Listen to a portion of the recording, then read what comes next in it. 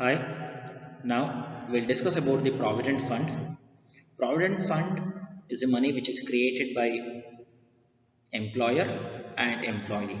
So, immediately the Provident Fund, concept of Provident Fund comes to our mind.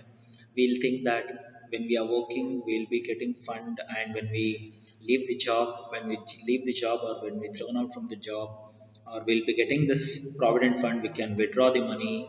So, all these things comes to our mind. First of all, before understanding this, or before going through these provisions which are given under Income Tax Act and various acts, first we should know the meaning of Provident Fund. What is the meaning of Provident Fund? Mainly, when immediately Provident Fund (PF) or when we speak about PF, immediately things comes to our mind is Employees Provident Fund.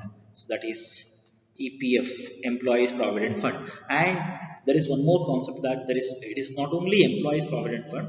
Apart from employees, there are many other Provident Fund which are not only related to employees, there are many others Provident Fund which are not related to employees. First of all, meaning of employees provident fund. Here employees provident fund, or normally the concept of provident fund started with the employees actually, basically. And when we discuss this, for example, now I'm working in one ABC company limited, ABC company limited. And in this company, i'm working here I'm working in this company, and I'll be getting salary. So this salary, and also this ABC company limited, ABC company where I'm working here, the company also contributes certain money to one deposit. It means to one account. It means this, for example, let me consider this is a provident fund. So let me this is a provident fund. So what I need to do, so employer will contribute certain amount, and I'll also contribute certain amount. It means I'll contribute in the sense what amount I'll receive as a salary. So same salary amount will be contributed here. And both employer, ABC company, what they contribute, it is called as employer. And what I'll contribute, this contribution will be called as employee contribution and employer contribution. So we both contribute certain amount, and this certain amount, once I leave this organization, or once I retire from the job, once I leave this organization, for example, after 5 years, I'll leave the organization. And once I leave the organization, I'll be able to get this, I'll be able to withdraw this money what I deposited, withdraw this money what I deposited. And there are certain provisions while withdrawing the money. And one more thing, what we deposit here, this will be what mainly we contribute. It is called as contribution. What money we contribute, this employer and employee, this is called as contribution. And on this contribution, for this contribution, normally when we keep the same amount in bank, for example, instead of going this PF, if we deposit same amount of money in the bank, and bank will give interest for this, bank will give interest for this. Same way here in the PF organizations, or the employers and employees fund, what we create as a provident fund, for this PF also will get interest. So that is explained here. Contribution, this is employees contribution and interest, and employer contribution and interest. So both contribution plus interest will be deposited to this provident fund account. And this provident fund account, what we create, and once we retire from the service, or once we leave the job, we can withdraw the money. And what this employee provident fund, or these provident fund organizations, how they generate money, or how they give more so compensation or interest to employees. So what they'll do, we deposit money here in the PF organization. When we deposit money, these PF organization, for example, in India, we have popular organization called EPFO, Employee Provident Fund Organization. They'll invest this money. They'll invest this money in various organizations, various funds. They'll invest money in various funds, and what returns they'll get, that will be paid to employee back in the form of interest. In the form of interest. And this both, it's a contribution by the employer and employee. They'll contribute, employer and employee both, they'll contribute certain percentage of salary. For example, uh, employer contributes 1800 rupees and also employee contributes 1800 rupees. Both these employer and employee contributes their portion of money, that this percentage, to the PF Provident Fund. And now, normally these are the four types of Provident Fund here. One is SPF, Statutory Provident Fund, Public Provident Fund, Recognized Provident Fund, Unrecognized Provident Fund. We'll discuss one by one in detail. Statutory Provident Fund, it's purely government fund, government employees. Employees are benefited here. So only for government employees, the government maintains this fund for government employees, and this fund is started in the year 1925 by passing an act, a Provident Fund Act in 1925. And the main intention of this statutory provident fund is to increase the saving habits or increase the savings and investment habits among the government employees. To increase the savings habit among the government employees, the government has introduced this statutory provident fund. It's a mandatory for government employees, where they are supposed to contribute their certain percentage of salary SPF to SPF. They are supposed to contribute their certain percentage of salary to SPF. It means Statutory Provident Fund. The many government organizations, government departments, semi-government department like health department, education department, all these government departments will maintain this statutory provident fund, SPF. And recognized provident fund, the image which I mentioned included here, this is EPF image, EPF Employee Provident Fund Organization. So if any, this is one example.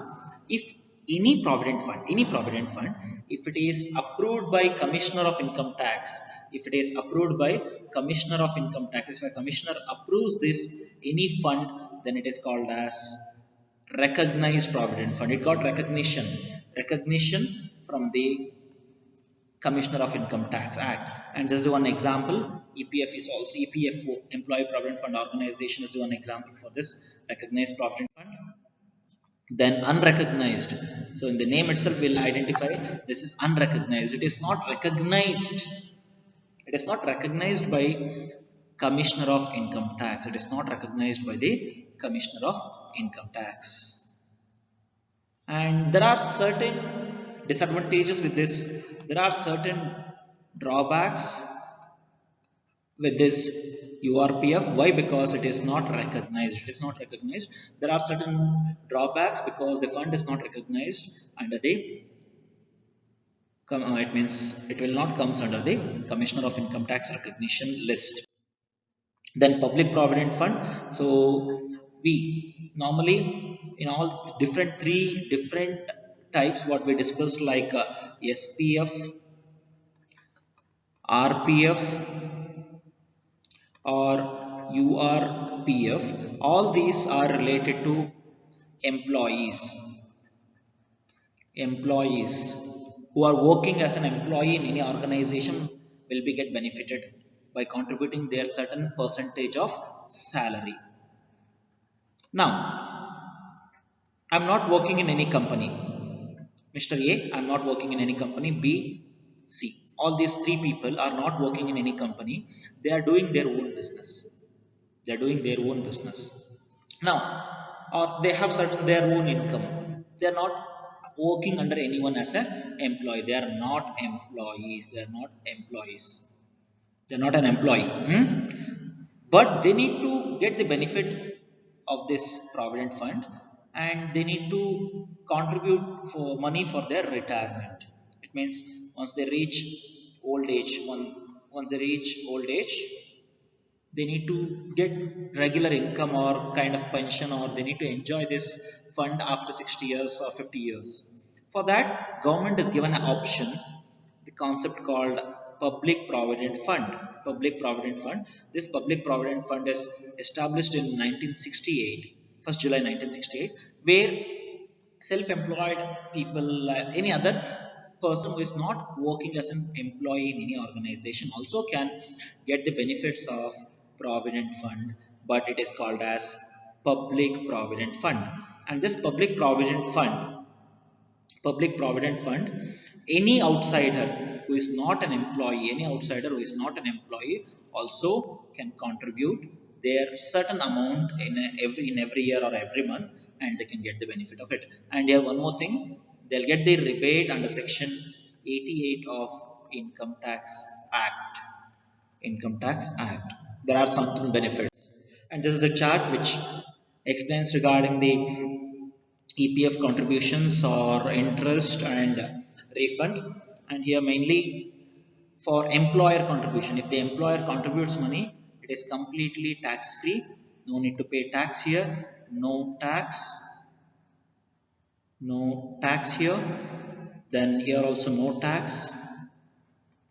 Here also no tax. So if the employer gives certain amount to your employer gives certain amount to you under SPF. So then it is no tax. It means on that money you no need to pay tax. And there is a concept called deduction under section 80C. So this deduction, if you are contributing any money, your contribution can be shown under this section where you can reduce the income. Then what we deposit there and what interest we'll get, that interest will be tax free, no need to pay tax. And once I am taking out the money, once I retire from service and once I am taking out the money, again there will be no any tax on this. Then recognize, this is about SPF, Statutory Provident Fund, recognized Provident Fund. It is recognized, approved by IT, Commissioner of IT. And 12% of salary, here salary means I'll explain later, I'll put a star mark here, I'll explain in the coming slide. Here salary means, so that we'll discuss in next slide.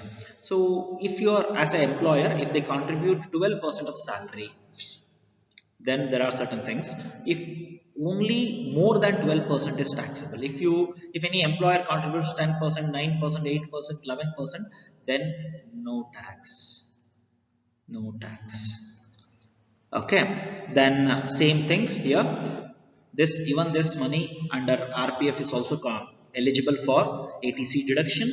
Then 9.5% of interest. Here in the SPF case, interest is completely tax free, but in the RPF only up to 9.5% is exempt.